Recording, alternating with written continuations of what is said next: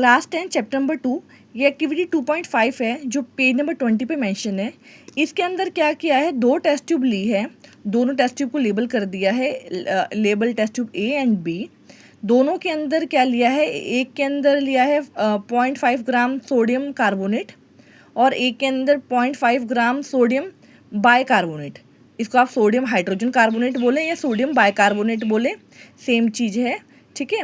और फिर इन दोनों टेस्ट ट्यूब के अंदर क्या ऐड किया है, 2 ml डाइल्यूट HCl यानी हाइड्रोक्लोरिक एसिड डाली है, रिएक्शन होने के लिए रखा है। फिर जो गैस प्रोड्यूस हुई है उसको हमने कहाँ सप्लाई करी है, लाइम वाटर के अंदर, ठीक है। लाइम वाटर के अंदर आप क्या देखेंगे कि जो लाइम वाटर है it will start turns milky, दूधिया रंग आ जाएगा, मिल्कीनेस आ जाएगी, ठीक है। तो जो ये वाइट प्रेसिपिटेट बनेगा, इससे क्या होगा कि हाँ यस, इसके अंदर जो गैस प्रोड्यूस हुई है वो कार्बन डाइऑक्साइड गैस है।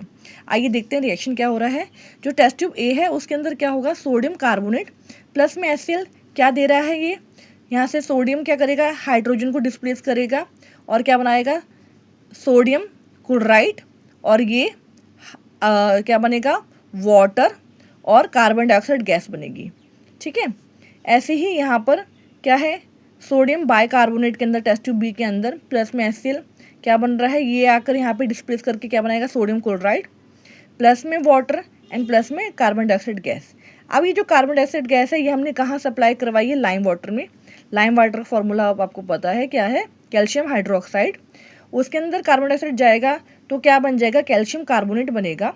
जो कैल्शियम कार्बोनेट है वो लाइमस्टोन का, मार्बल का भी फॉर्मूला होता है, और एक वाइट प्रेसिपिटेट बनेगा। इट विल प्रूव कि जो गैस बन रही है वो CO2 है, कार्बन डाइऑक्साइड गैस है, प्लस में वाटर। एक क्वेश्चन यहाँ से मोस्ट इंपॉर्टेंट बनता है कि क्या होता है जब हम एक्सेस अगर वाइट प्रेसिपिटेट बन गया लेकिन फिर भी हम CO2 उसमें पास ऑन करवाए जा रहे हैं, तो वो जो वाइटनेस है वो डिसअपीयर हो जाती है, वो मिल्कीनेस है वो डिसअपीयर हो जाता है। क्यों?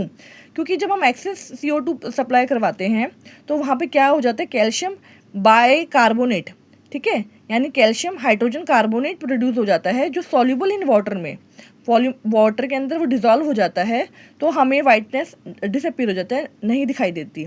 तो ये इसका रीज़न है कि बाय द हम सप्लाई ऑफ एक्सेस CO2, अब ये कार्बन डाइऑक्साइड जाया जा रहा है, हमने एक बार रिएक्शन हो गया उसके अंदर CO2 गई तो हमारा कैल्शियम कार्बोनेट बन गया, हमें पता लग गया हाँ ये CO2 गैस आ रही है। लेकिन अब रिएक्शन हो रहा है और CO2 आई जा रही है, तो उससे क्या होगा, थोड़ी देर के बाद ड्यू टू एक्सेस CO2 ये जो कैल्शियम बाइकार्बोनेट बन जाएगा, और ये जो कैल्शियम बाइकार्बोनेट होता है वो डिज़ोल्व हो जाता है, सॉल्युबल होता है वाटर में, डिज़ोल्व हो जाएगा, जो मिल्कीनेस है वो डिसअपीयर हो जाएगा। तो इस एक्टिविटी की अगर हम समरी करें तो जो भी मेटल कार्बोनेट होते हैं या metal bicarbonate, metal hydrogen carbonate bicarbonate एक चीज़ है बेटा, मेटल कार्बोनेट और मेटल बाइकार्बोनेट जब भी हम एसिड के साथ रिएक्ट करते हैं they produce salt, carbon dioxide gas and water.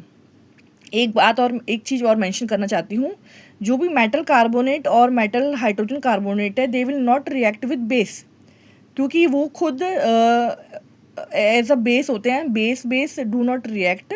तो यहाँ पे मेटल कार्बोनेट और मेटल हाइड्रोजन कार्बोनेट का विद बेस नो रिएक्शन होगा। Thank you.